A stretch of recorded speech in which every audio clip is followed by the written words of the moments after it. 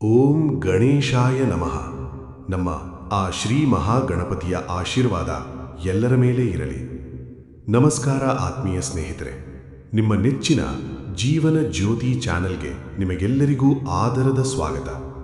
ಇಂದು ನಾವು ಜ್ಯೋತಿಷ್ಯ ಶಾಸ್ತ್ರದ ಅತ್ಯಂತ ಪ್ರಬಲವಾದ ಮತ್ತು ಶಕ್ತಿಶಾಲಿ ರಾಶಿಯಾದ ಮೇಷ ರಾಶಿಯ ಬಗ್ಗೆ ಅತ್ಯಂತ ಆಳವಾಗಿ ಚರ್ಚಿಸಲಿದ್ದೇವೆ. ಉರಿಯುವ ಬೆಂಕಿಯಂತೆ ಎದುರಿಗಿರುವ ಎಂತಹ ದೊಡ್ಡ ಬೆಟ್ಟವನ್ನಾದರೂ ಸುಟ್ಟು ಬೂದಿ ಮಾಡುವ ಅಗಾಧ ಶಕ್ತಿ, ಅಥವಾ ಅದೇ ಬೆಂಕಿಯಿಂದ ಇಡೀ ಜಗತ್ತಿಗೆ ಬೆಳಕನ್ನು ನೀಡುವ ದೈವಿಕ ಚೈತನ್ಯ ಯಾರಲ್ಲಾದರೂ ಇದ್ದರೆ ಅದು ಮೇಷರಾಶಿಯವರಲ್ಲಿ ಮಾತ್ರ. ಇವರ ಜೀವನದ ನಿಘಂಟಿನಲ್ಲಿ ಸೋಲು ಎನ್ನುವ ಪದವೇ ಇಲ್ಲ. ಅಂಜಿಕೆ, ಭಯ ಅಥವಾ ಹಿಂಜರಿಕೆ ಎಂದರೇನೆಂದೇ ಇವರಿಗೆ ತಿಳಿಯದು. ಒಂದು ಬಾರಿ ಒಂದು ನಿರ್ಧಾರ ಮಾಡಿದರೆ ತಮ್ಮ ಪ್ರಾಣವನ್ನು ಪಣಕ್ಕಿಟ್ಟಾದರೂ ಆ ಗುರಿಯನ್ನು ಮುಟ್ಟಿ ತೀರುವ ವೀರರು ಇವರು. ಇಡೀ ಪ್ರಪಂಚವೇ ಎದುರಾಗಿ ನಿಂತರೂ ಒಂಟಿ ಸಲಗದಂತೆ ನುಗ್ಗುವ ಛಲಗಾರರು ಇವರು. ಭಾಗ 1. ರಾಶಿಚಕ್ರದ ಪ್ರಥಮ ನಾಯಕ ಮೇಷ. ರಾಶಿಚಕ್ರದ ಪ್ರಥಮ ರಾಶಿ ಅತ್ಯಂತ ಶಕ್ತಿಶಾಲಿ ಹಾಗೂ ನಾಯಕತ್ವದ ಗುಣಗಳನ್ನು ಹುಟ್ಟಿನಿಂದಲೇ ಮೈಗೂಡಿಸಿಕೊಂಡಿರುವ ರಾಶಿ ಮೇಷ. ಇವರ ಅಧಿಪತಿ ನವಗ್ರಹಗಳ ಸೇನಾಧಿಪತಿಯಾದ ಮಂಗಳದೇವ. ಮಂಗಳನು ಶಕ್ತಿ, ಸಾಹಸ, ಶೌರ್ಯ, ರಕ್ತ ಮತ್ತು ಯುದ್ಧದ ಕಾರಕ ಗ್ರಹ.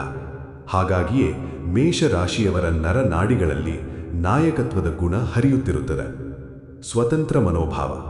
ಇವರು ಎಲ್ಲಿಯೇ ಹೋದರೂ ತಾವೇ ನಾಯಕರಾಗಬೇಕು ಎಂದು ಬಯಸುತ್ತಾರೆ. ಬೇರೆಯವರ ಕೈ ಕೆಳಗೆ ಗುಲಾಮರಂತೆ ಕೆಲಸ ಮಾಡುವುದು ಇವರಿಗೆ ಜೀವಂತ ಜೈಲಿನಲ್ಲಿದ್ದಷ್ಟೇ ಕಷ್ಟಕರ. ನೇರ ನಡೆ, ನೇರ ನುಡಿ. ಇವರು ಸತ್ಯವನ್ನು ಅಪಟ್ಟ ಸತ್ಯವಾಗಿ ಮುಖಕ್ಕೆ ಹೊಡೆದಂತೆ ಹೇಳುತ್ತಾರೆ. ಸುಳ್ಳು ಹೇಳಿ ಮೋಸ ಮಾಡಿ ಬದುಕುವುದು ಇವರಿಗೆ ಗೊತ್ತೇ ಇಲ್ಲ. ಇವರ ಮನಸ್ಸಿನಲ್ಲಿ ಏನಿದೆಯೋ ಬಾಯಲ್ಲಿಯೂ ಅದೇ ಇರುತ್ತದೆ. ಭಾಗ 2.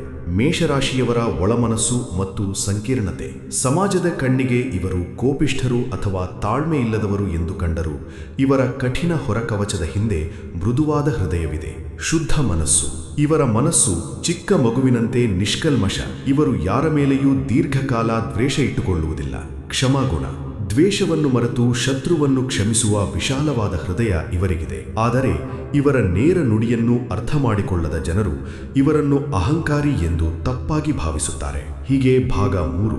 ಪ್ರೀತಿ ಮತ್ತು ಸಂಬಂಧಗಳ ಅದ್ಭುತ ಲೋಕ. ಪ್ರೀತಿಯ ವಿಷಯಕ್ಕೆ ಬಂದರೆ ಮೇಷರಾಶಿಯವರು ಜಗತ್ತಿನ ಅತ್ಯಂತ ಉತ್ಸಾಹವಂತ ವ್ಯಕ್ತಿಗಳು, ನಿಷ್ಠಾವಂತ ಸಂಗಾತಿ. ಇವರು ಪ್ರೀತಿಯನ್ನು ಕೇವಲ ಆಟವಾಗಿ ನೋಡುವುದಿಲ್ಲ. ಒಮ್ಮೆ ಒಬ್ಬರನ್ನು ಪ್ರೀತಿಸಿದರೆ ಅವರಿಗಾಗಿ ಏನು ಬೇಕಾದರೂ ಮಾಡಲು ಸಿದ್ಧ. ತಮ್ಮ ಸಂಗಾತಿಗೆ ಸಣ್ಣ ನೋವಾದರೂ ಇವರ ಹೃದಯ ರಕ್ತ ಕಣ್ಣೀರು ಸುರಿಸುತ್ತದೆ. ದ್ರೋಹಕ್ಕೆ ಜಾಗವಿಲ್ಲ. ಪ್ರೀತಿಯಲ್ಲಿ ಸಣ್ಣ ಮೋಸವನ್ನಾಗಲಿ ಅಥವಾ ಸುಳ್ಳನ್ನಾಗಲಿ ಇವರು ಸಹಿಸುವುದಿಲ್ಲ. ಯಾರಾದರೂ ನಂಬಿಕೆ ದ್ರೋಹ ಮಾಡಿದರೆ ಅವರನ್ನು ಜೀವನದಿಂದ ಶಾಶ್ವತವಾಗಿ ಹೊರಹಾಕುತ್ತಾರೆ. ಇವರ ಪ್ರೀತಿ ಎಷ್ಟು ಮಧುರವೋ ಇವರ ತಿರಸ್ಕಾರ ಅಷ್ಟೇ ಭಯಾನಕ. ಹೀಗೆ ಭಾಗ 4. ವೃತ್ತಿ ಮತ್ತು ಆರ್ಥಿಕ ಬದುಕು. ಮೇಷರಾಶಿಯವರು ಹುಟ್ಟು ಹೋರಾಟಗಾರರು. ವೃತ್ತಿ ಆಯ್ಕೆಗಳು: IAS, KAS ಅಂತಹ ಉನ್ನತ ಅಧಿಕಾರ ಸ್ಥಾನಗಳು, ಪೊಲೀಸ್, ಸೈನ್ಯ, ಕ್ರೀಡಾ ಕ್ಷೇತ್ರ ಮತ್ತು ವೈದ್ಯಕೀಯ ಕ್ಷೇತ್ರಗಳು ಇವರಿಗೆ ಸೂಕ್ತ. ನೀರಸವಾದ ಅಥವಾ ಸವಾಲುಗಳಿಲ್ಲದ ಕೆಲಸಗಳು ಇವರಿಗೆ ಒಪ್ಪುವುದಿಲ್ಲ. ಹಣಕಾಸು ನಿರ್ವಹಣೆ. ಇವರು ಹಣ ಗಳಿಸುವ ಹೊಸ ಮಾರ್ಗಗಳನ್ನು ಸದಾ ಹುಡುಕುತ್ತಿರುತ್ತಾರೆ. ಆದರೆ ಹಣ ಉಳಿಸುವ ವಿಷಯದಲ್ಲಿ ಸ್ವಲ್ಪ ಹಿಂದೆ. ಕೈಯಲ್ಲಿ ಹಣವಿದ್ದರೆ ಐಶ್ವರ್ಯಾಮ ಜೀವನಕ್ಕಾಗಿ ಅಥವಾ ಕಷ್ಟದಲ್ಲಿರುವ ಸ್ನೇಹಿತರಿಗೆ ಸಹಾಯ ಮಾಡಲು ಲೆಕ್ಕವಿಲ್ಲದೆ ಖರ್ಚು ಮಾಡುತ್ತಾರೆ. ಹಣ ನಾಳೆ ಬರುತ್ತೆ, ಆದರೆ ಇವತ್ತು ಖುಷಿಯಾಗಿರಬೇಕು ಎಂಬುದು ಇವರ ತತ್ವ. ಹೀಗೆ ಭಾಗ 5. ಜೀವನಮಾನದ ಅತಿ ದೊಡ್ಡ ರಹಸ್ಯ ಮತ್ತು ಅದೃಷ್ಟದ ಕಾಲ. ಸಾಕ್ಷಾತ್ ಮಹಾಲಕ್ಷ್ಮಿಯು ಮೇಷರಾಶಿಯವರಿಗೆ ಒಂದು ನಿರ್ದಿಷ್ಟ ವಯಸ್ಸಿನಲ್ಲಿ ಸಂಪೂರ್ಣ ಕೃಪೆಯನ್ನು ನೀಡುತ್ತಾಳೆ. ಸುವರ್ಣ ವಯಸ್ಸು. ಜ್ಯೋತಿಷ್ಯ ಶಾಸ್ತ್ರದ ಆಳವಾದ ಲೆಕ್ಕಾಚಾರದ ಪ್ರಕಾರ ಮೇಷರಾಶಿಯವರಿಗೆ 28 ರಿಂದ 32 ವರ್ಷಗಳ ವಯಸ್ಸಿನ ಅವಧಿಯಲ್ಲಿ ಜೀವನದ ದೊಡ್ಡ ತಿರುವು ಸಿಗುತ್ತದೆ. ಲಕ್ಷ್ಮೀ ಪ್ರವೇಶ. ಇದು ಮಹಾಲಕ್ಷ್ಮಿಯು ನೇರವಾಗಿ ಇವರ ಮನೆಗೆ ಪ್ರವೇಶಿಸುವ ಸಮಯ. ಅಲ್ಲಿಯವರೆಗೂ ಇವರು ಅನುಭವಿಸಿದ ನೋವು, ಅವಮಾನ ಮತ್ತು ಕಷ್ಟಗಳಿಗೆ ಈ ಅವಧಿಯಲ್ಲಿ ತಕ್ಕ ಪ್ರತಿಫಲ ದೊರೆಯುತ್ತದೆ. ಈ ಸಮಯದಲ್ಲಿ ಇವರ ಅದೃಷ್ಟದ ಬಾಗಿಲು ಸಂಪೂರ್ಣವಾಗಿ ತೆರೆಯುತ್ತದೆ. ಹೀಗೆ ಭಾಗ 6. ಆರೋಗ್ಯ ಮತ್ತು ದೌರ್ಬಲ್ಯಗಳು. ಆರೋಗ್ಯ ಸಮಸ್ಯೆಗಳು. ಮಂಗಳನ ಪ್ರಭಾವದಿಂದ ಇವರ ದೇಹದಲ್ಲಿ ಸದಾ ಉಷ್ಣತೆ ಹೆಚ್ಚಿರುತ್ತದೆ. ವಿಪರೀತ ತಲೆನೋವು, ಮೈಗ್ರೇನ್ ನಿದ್ರಾಹೀನತೆ ಮತ್ತು ರಕ್ತದೊತ್ತಡದಂತಹ ಸಮಸ್ಯೆಗಳು ಇವರನ್ನು ಕಾಡಬಹುದು. ದೌರ್ಬಲ್ಯ: ಅತಿಯಾದ ಅವಸರ ಮತ್ತು ಕೋಪವೇ ಇವರ ದೊಡ್ಡ ದೌರ್ಬಲ್ಯ. ಯೋಚಿಸದೆ ಮಾತನಾಡುವುದು ಅಥವಾ ನಿರ್ಧಾರ ತೆಗೆದುಕೊಳ್ಳುವುದು ಇವರಿಗೆ ಸಂಕಷ್ಟ ತರಬಹುದು. ತಾಳ್ಮೆಯ ಕೊರತೆಯಿಂದ ಕೆಲವು ಉತ್ತಮ ಕೆಲಸಗಳನ್ನು ಅರ್ಧಕ್ಕೆ ಬಿಡುವ ಅಭ್ಯಾಸ ಇವರನ್ನು ಕಾಡುತ್ತದೆ. ಹೀಗೆ ಭಾಗ 7: ಜೀವನವನ್ನು ಬದಲಾಯಿಸುವ ಆಧ್ಯಾತ್ಮಿಕ ಪರಿಹಾರಗಳು. ಜೀವನದ ಅಡೆತಡೆಗಳನ್ನು ನಿವಾರಿಸಲು ಮತ್ತು ಮಹಾಲಕ್ಷ್ಮಿಯ ಕೃಪೆಗೆ ಪಾತ್ರರಾಗಲು ಈ ಕೆಳಗಿನ ಪರಿಹಾರಗಳನ್ನು ಶ್ರದ್ಧೆಯಿಂದ ಪಾಲಿಸಿ. ಮಂಗಳವಾರದ ಸೇವೆ: ಪ್ರತಿ ಮಂಗಳವಾರ ಸೂರ್ಯೋದಯಕ್ಕೂ ಮುನ್ನ ಎದ್ದು ಸ್ನಾನ ಮಾಡಿ ಆಂಜನೇಯ ಸ್ವಾಮಿ ಅಥವಾ ಸುಬ್ರಹ್ಮಣ್ಯ ಸ್ವಾಮಿ ದೇವಸ್ಥಾನಕ್ಕೆ ಭೇಟಿ ನೀಡಿ. ಕೆಂಪು ಹೂವುಗಳಿಂದ ಅಂದರೆ ದಾಸವಾಳ ಅಥವಾ ಗುಲಾಬಿ ಹೂವಿನಿಂದ ಅರ್ಚನೆ ಮಾಡಿಸಿ ಮತ್ತು ತುಪ್ಪದ ದೀಪವನ್ನು ಹಚ್ಚಿ.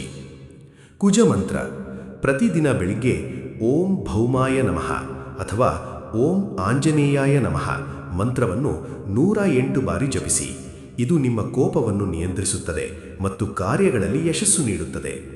ಲಕ್ಷ್ಮೀ ಪೂಜೆ: ಪ್ರತಿ ಶುಕ್ರವಾರ ಸಂಜೆ ಮಹಾಲಕ್ಷ್ಮಿಗೆ ಕೆಂಪು ಕಮಲ ಅಥವಾ ಗುಲಾಬಿ ಹೂವಿನಿಂದ ಅಲಂಕರಿಸಿ ಹಸುವಿನ ತುಪ್ಪದ ದೀಪ ಹಚ್ಚಿ ಪ್ರಾರ್ಥಿಸಿ. ಇದರಿಂದ ಸಾಲಬಾಧೆಗಳು ತೀರಿ ಐಶ್ವರ್ಯ ವೃದ್ಧಿಯಾಗುತ್ತದೆ. ಭಾಗ 8: ಆಧ್ಯಾತ್ಮಿಕ ತಿರುವು ಮತ್ತು ಆತ್ಮಾವಲೋಕನ. ಮೇಷರಾಶಿಯವರು ತಮ್ಮ ಶಕ್ತಿಯನ್ನು ವಿನಾಶಕ್ಕೆ ಬಳಸದೆ ಸಮಾಜಕ್ಕೆ ಬೆಳಕಾಗಲು ಬಳಸಬೇಕು.